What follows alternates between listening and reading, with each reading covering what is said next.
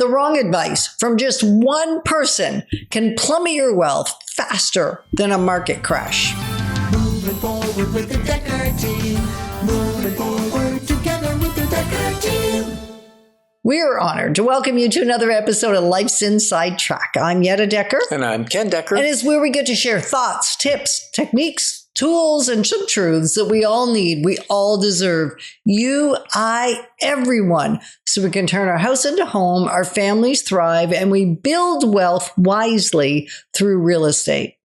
Sir Dekker. Yeah. Have you ever noticed or considered how much faster, how much easier life is when you're traveling with the right people beside you? Getting that guidance. And I've seen the plummet when I've had the wrong people beside me faster than a market crash. Lost money. $1 million overnight by taking wrong counsel. Not always unpaid. Often unpaid, though. Free advice is easy to get. Well, I would almost say that might be free opinions. Well, yeah, it still comes across as advice. I understand. So I think what we want to chat about right now is like, who is beside you? Who are you choosing to let journey with you on your wealth building journey or any other journey for that matter? If you're seeking, I can remember doing this. I'm going to touch on relationship for a minute. Here we go. I can remember seeking high level, important coaching from a business coach who talked to us about relationship. She was doing lots of relationship stuff mixed in. And I said to her one day, Ken and I have this struggle in collaboration. We'd already been writing Life's Inside Track for a few years at this point, probably 5 years. And we would often come against each other's unique personalities. And so there'd be some conflict in the process of attempting to collaborate. Your idea of collaboration is not my idea. My idea of collaboration is not suit you. And she said, well, if you haven't been able to figure it out in 35 years, probably at that point or thereabouts, you never will. If he hasn't changed in 35 years, just scrap the thought. Well, that sounded kind of like, and I was paying for the advice. It sounded like good advice, but it was actually horrible advice because she was on husband number 3. Not that that is in and of itself what I'm judging. The challenge is she had no relationship other than, I don't even think her kids were that old yet. So 0 relationships because she wasn't in a relationship with her parents. So 0 relationships that I could think of that had existed as long as ours had. So really, was I seeking good counsel from the right person? The answer is no, because we have found a way to make it work. You were seeking good counsel just from the wrong person. Right. And the same thing if you're talking real estate. We sought counsel from people that were involved in the companies that we were wanting to purchase from, not outside counsel. Right? Paying for expertise outside of the organization that was wanting to have our money would have been a smart choice. Yeah.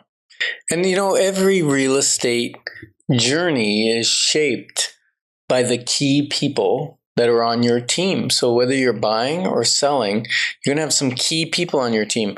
A real estate professional, hopefully you check in with us because we'd like to be on your team. Then there's the lawyer. Who the lawyer is makes it close without a hiccup, hopefully. There can still be hidden things, but the lawyer, they do their job right. Things should close properly.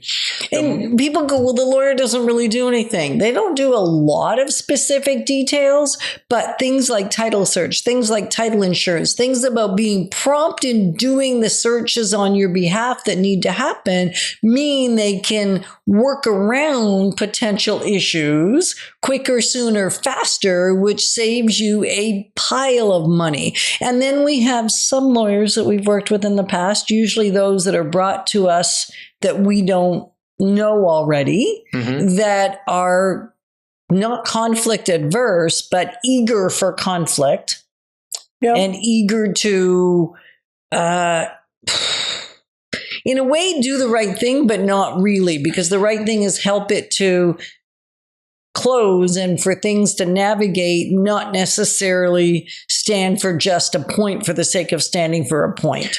Yes. And I believe that it's important to recognize that the lawyer you pick, you want to make sure they do real estate law frequently. A lot frequently. It's not like they do, family law over here and then you know them and so they go, okay, I'll do your real estate transaction and I only do like 2 a year. That's not the real estate transaction lawyer you want. They do things like review the status certificate. And if they don't do a good job with that, that can cost you thousands of dollars. The one recently, it was like 70,000. Not just thousands, tens of thousands. Like big money, the better part of $100K. Wasn't our client, but it was a real estate lawyer that didn't adequately, or the client maybe wasn't open to hearing. You can go back and listen to some shows we did on that. That's another whole we don't know the whole story behind that, whether it was the lawyer or the buyer who refused to accept the lawyer's counsel. We don't know. But the point is, you're working as a team and you need to trust that professional and what they say about the different documents.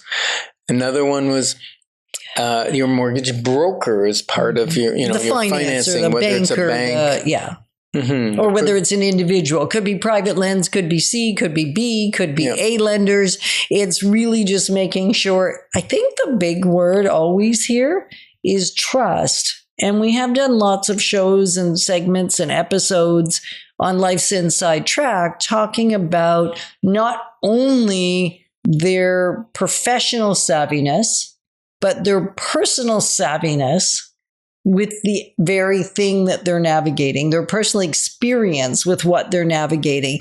Have they ever had a mortgage of their own? It does change how they come at it and the counsel they give. For sure. Your inspector, your home inspector, building inspector, we may need other levels of inspections for structural or furnaces and things like that. Foundation. Yeah, foundation issues. And an interesting thing I just touch on building inspectors real quick, and that is you want somebody that's a realist, and not necessarily somebody that's an alarmist. Absolutely. Because we already feel intense. We don't want them to minimize what the risks are and what the issue are, but we also don't want to over-explode them, because no home that's resale is going to be perfect. There's going to be a laundry list. So it's a understanding of what the deficiencies are and what the mitigations are or the remedies to get the stuff fixed. And to get things fixed, you generally need contractors. So you need a team of contractors and a mentor. Sometimes, especially if you're buying investment property or you've never bought a property before, maybe you walk alongside with a parent or a friend who's done this before and done it well, and they just travel the whole journey. Not parachute in at the end. No, don't do that.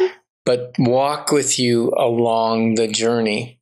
So if the people around you influence your results this much, let's explore leveraging relationships and how we can multiply your success in real estate and in life. And we're glad you're listening to Life's Inside Track, because building wealth wisely is about much more than just money. Moving forward with the Dekker team. Moving forward together with the Dekker team.